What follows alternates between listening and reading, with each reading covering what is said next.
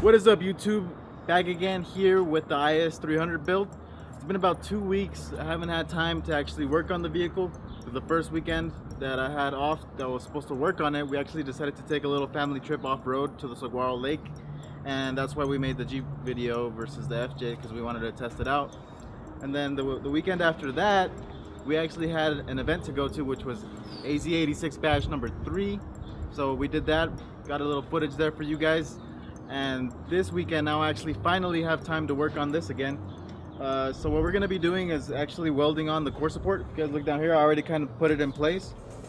We're going to be welding it on there like it's supposed to be welded on there. They go with spot welds. You can use self-tapping screws as I mentioned, in an earlier video. But I found the welder. I was able to find the key to get it out, so we're going to go ahead and weld it.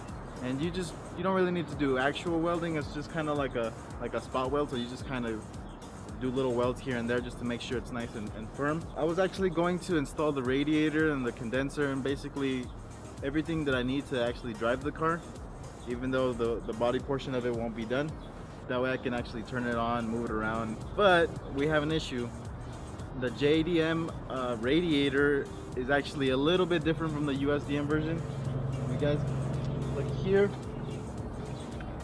the outlet hose right here is actually on the left side of the radiator, when on the IS300 from the USA, it's got it on this side.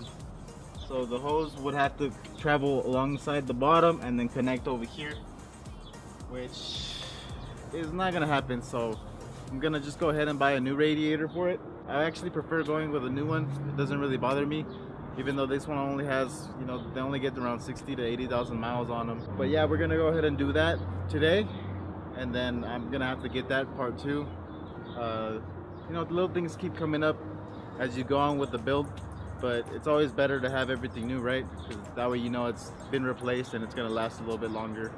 And in case you do decide to sell that in the future, you could say that you did this, and that, and the customers will be a lot more happy with the result. So let's go ahead and get started on that. Let's go ahead and weld.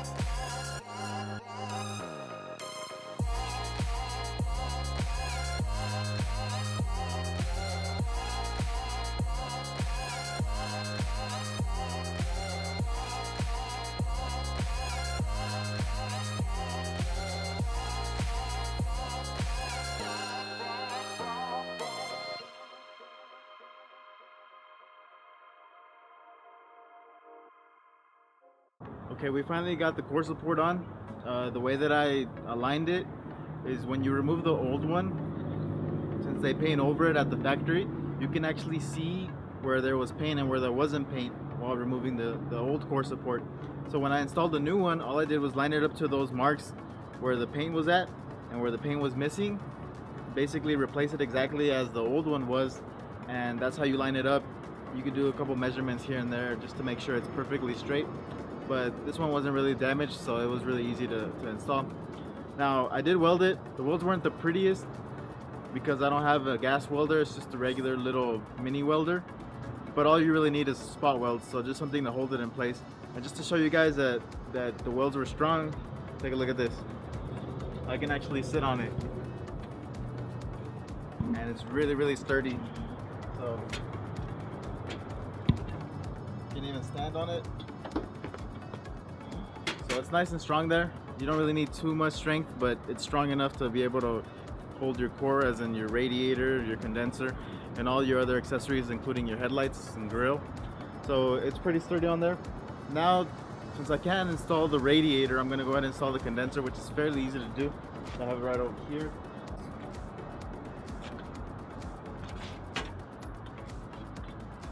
And you always install the condenser before you install the radiator.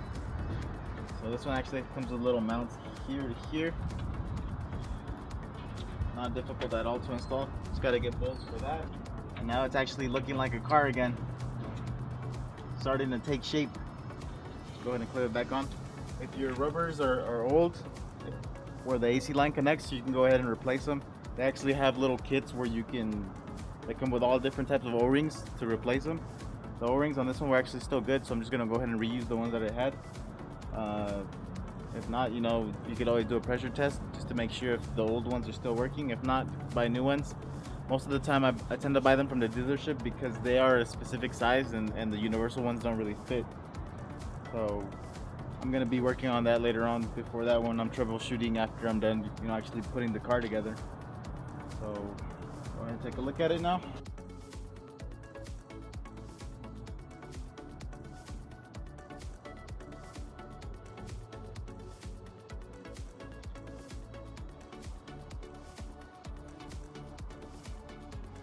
The horns on this car were actually broken from that little accident that I had. So when it busted the grill, it actually broke the horn, both of them. And the JDM front clip actually came with some, which were a little bit different because the ones that originally come in the Lexus are made out of plastic, and this one's actually kind of like a metal bell. So hopefully these sound a lot better. And they actually have the same exact connections, so it's just a plug in and play. They just go in the same spot. This car actually has the perfect setup if you wanted to change to a super tone from Hella. It's cool that it has the horns right behind the grill, so it'll pronounce that noise really loudly, because most of them have them down here at the bottom or inside somewhere in the engine bay.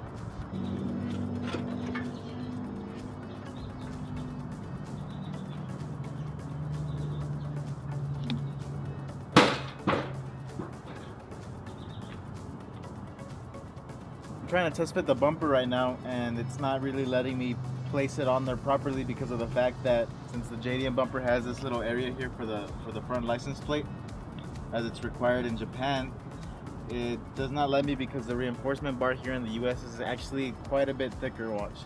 Let me go ahead and move this out of the way. This is the US reinforcement bar or bumper, whatever you want to call it, and it's actually quite a bit thicker. Luckily, since I got the whole front clip, it came with the reinforcement bar, which is this one right here. You guys can compare them. Quite a bit different. So I think it'll be pretty productive for weight reduction. Moment of truth. We're gonna go ahead and remove this one and see if the JDM one actually fits, because I'm not exactly sure if the measurements are the same.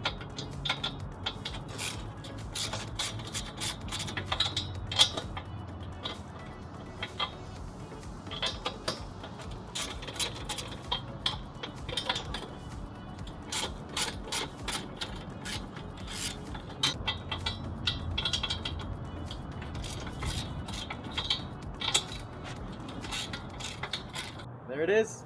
Looks like the JDM version of this reinforcement bar or slash bumper actually fit on there properly. So now we should be able to fit the front bumper. So let me go ahead and get that.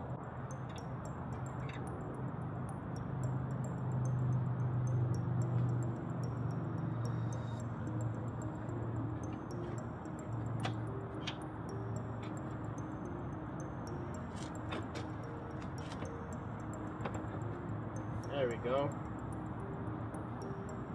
Perfect fit. Everything bolted on nice and straight. So the only thing that needs to hold up the bumper now are the fenders, and the headlights should help out a little bit too, just to keep it all in place. But right now, the center area, all the bolts, everything lines up perfectly. It actually sits really nice on the reinforcement bar. That's what it's for. And yeah, looking good. So next episode, we're gonna finish up a little bit more of the stuff that I was missing still, to get it, you know, to where I could run it and leave it on for a while and not have to worry about, you know, the engine overheating or anything, because it doesn't have a radiator on it right now. So I'll see you guys next weekend. Bye bye.